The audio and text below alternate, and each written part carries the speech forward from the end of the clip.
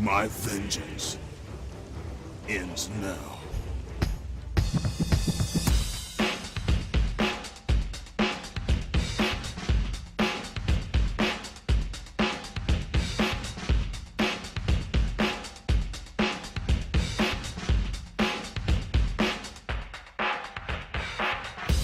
Hey, what's up? We're in what appears to be Hades, checking out God of War 3.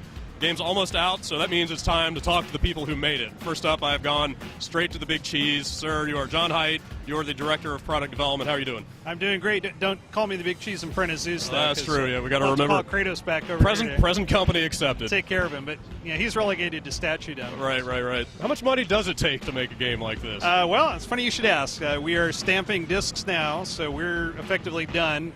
Just got a couple of countries that we're finishing up on this week, and we've spent $44 million to Holy make cow. God of War 3. All right, there you have it. That's what it And takes. believe it or not, that's right within budget. In case you were wondering why your great idea is not currently being made into a video game, there you go. So, first time out on the PS3 for God of War.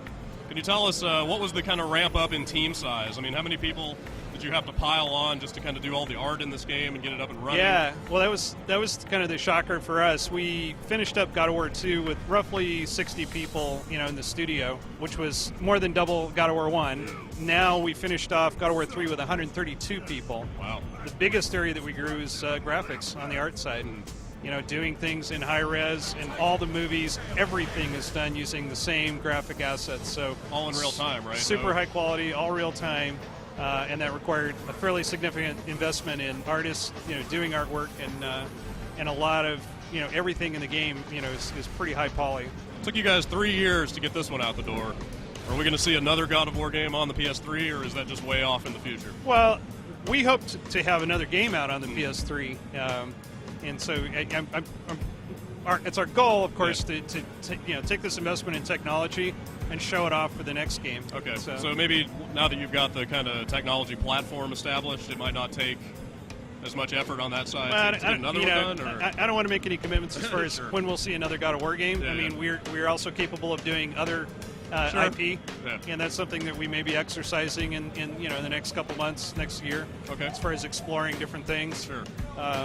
But yeah, we're going to try and get another game out on the PS3 for Very sure. cool.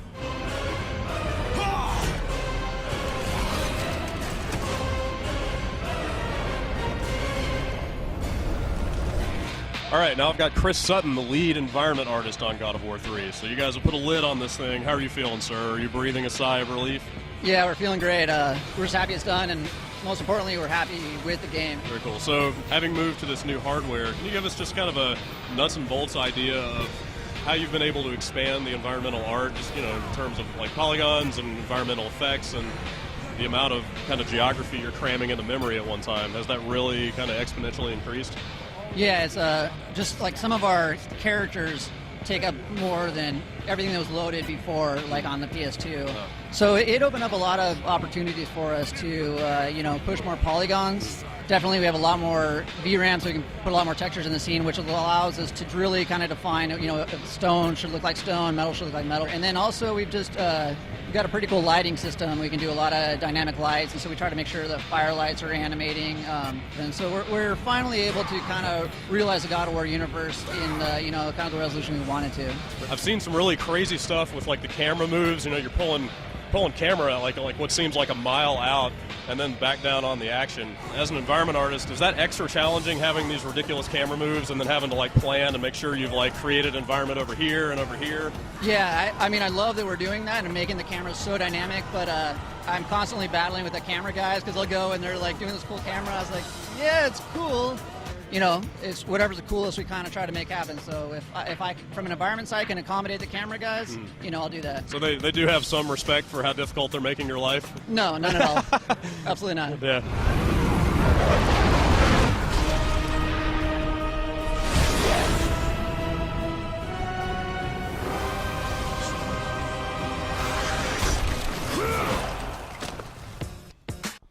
All right, here he is, the man of the hour, the director of God of War 3, Stig Asmussen. Sir, thank you for taking some time to talk to us. Thank you.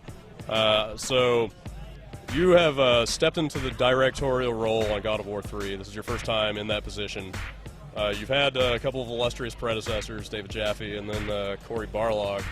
So as the director for the first time on this franchise, did you feel a lot of kind of pressure from the fan base or sort of a responsibility to them to kind of meet their expectations, or how did you approach taking the reins? There certainly wasn't any pressure from the fan base. I think that one of the nice things is that the the God of War fan base is about as loyal as you can possibly get. I think most of the pressure that we as a team kind of inflict on ourselves is our own pressure, and that's kind of, I think, is a main ingredient for our success in the past.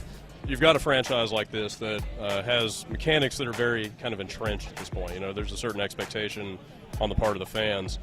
So when you're making the third game in this series, I imagine kind of a slider between, one end is, just sort of fulfilling exactly what they expect, and the other end is sort of taking it off in this radical new direction. Making a first-person shooter. Yeah, sure. Right? Like turn it into Kratos kart racing or whatever. I mean, right. That's the one I usually say. Oh man, I thought I was all original with that. But I mean, where on that slider did you guys kind of land in this game? Like, were you trying to keep it faithful to what's happened before? The important thing is that you evolve it. It's that, wow, you pick it up. Yes, this is Kratos. Oh wow, I can do this now. Wow, I can do that. Hey, that feels better than it used to.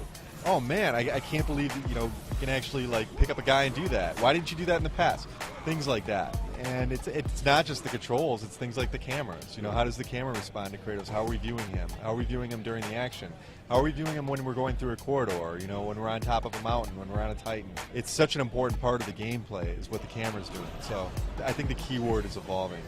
I just finished playing through Heavy Rain, and I don't know if you've gotten a chance to play it. I've not played it yet. They do some interesting stuff with their QuickTime events. I've heard about the ones that you got to get your hands and all sorts of positions and but stuff. In terms of the flow and the kind of the progression of the QuickTime events, it's an interesting thing they do is they kind of let your failures in terms of just hitting specific buttons. They let the failure at that kind of play into how the sequence branching of events. minigames. Yeah, essentially it's a branching QuickTime event. Did you guys do anything like that with this one, or have you thought about that, or have you kind of Yeah, stuck to... well, we did do a branching minigame, and it didn't make it into the game. No. And one of the things that we found out is that we want, at least with our games, that it's meant to be played in a certain way, and the story's meant to be told in a certain way, and it's designed a certain way. Anytime we diverge off of that, it waters down the quality of that main course. So those are always the first things. If we need to funnel more people onto this certain experience in the game that's lagging behind, that's really important. All right, we're going to have to cut these kind of divergent things, and that's one of the things that got cut. Having had two games come before, and now being on the third one, did you have to dig into the kind of some of the more obscure aspects of Greek mythology to find kind of some new monsters and new stuff to show to people, or did you feel like you kind of had the ideas in mind as you went in of what aspects of that mythology to show? Well, I think the first thing that we do is we try to come up with something that will be fun and not necessarily following any certain types of mythology or anything like that. And then we kind of dig into mythology and we can see if we can find something that matches that.